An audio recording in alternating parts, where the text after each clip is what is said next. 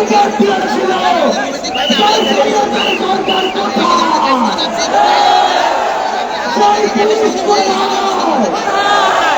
আমরা স্পষ্ট করে বলে দিতে চাই, বাংলাদেশের ছাত্র জনতাকে ব্যারিকেড দিয়ে আটকে দেওয়া সম্ভব নয়। যদি আটকে দিতে চাই, গদিতে আগুন জ্বলবে। সরকার নাকি ভারতে বসে পাল্টা কলা উত্থানের চেষ্টা করছে। বেশি হাস্যকর আর কি হতে পারে?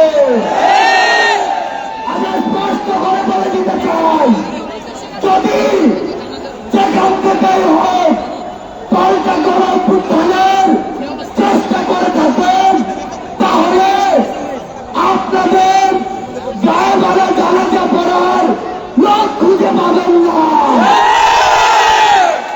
আমরা যখন রক্ত দিতে শিখেছি, তখন আপনাদের মতো ফ্যাসিস্টরা আমাদের লোক পর্যন্ত স্পর্শ করতে পারবে না। আমরা বলে দিচ্ছি, লক্ষ মানুষের সমাগম দেখেছেন, এরপরে যদি আমাদের দিকে চোখ তুলে তাকানোর সাহস করেন, কোটি মানুষের সমাগমে পিছিয়ে ফেলব।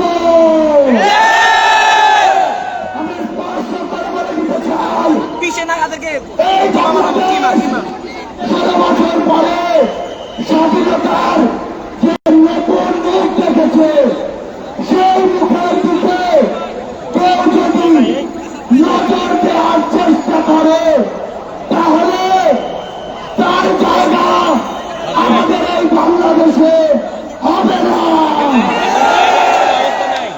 আমরা একটু কথা আপনাদের স্পষ্ট করে বলবেন, এই যে সরকাররা, এই যে কুচক্রীরা, তাদের যারা বসে, তারা কিন্তু একদিনের অত্যাচারে এই দেশ ছেড়ে চলে যায়নি। আমাদের মতো বন্ধ সেজে লুকিয়ে আছে আমাদের আশেপাশে। এদেরকে প্রতিহত করতে হবে।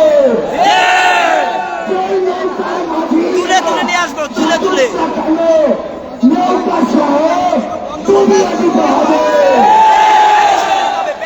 আপনাদেরকে স্পষ্ট করে বলি, আমরা আমাদের একটি ধাপ মাত্র পার হয়েছি।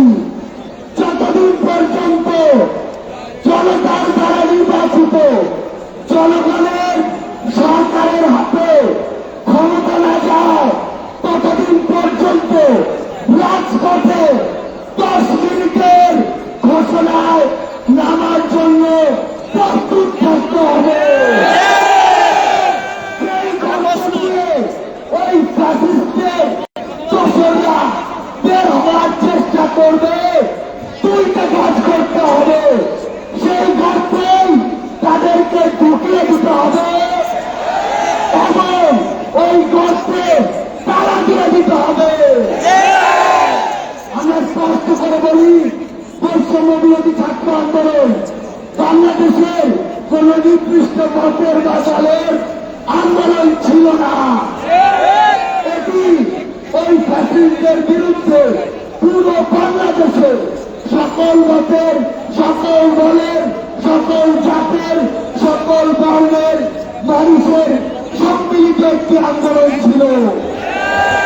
সে জায়গা থেকে সামনে যদি বিন্দু পরিমাণ কোন বাধার আশঙ্কা আমরা দেখি, তাহলে ওই 5ই আগস্টের মতো জনতার স্রোতে তাদেরকে পিছিয়ে দিতে হবে।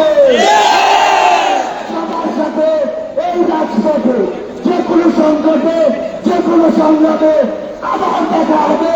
সেই পর্যন্ত আমাদের এই সংগ্রাম, আমাদের এই লড়াই জারি থাকবো।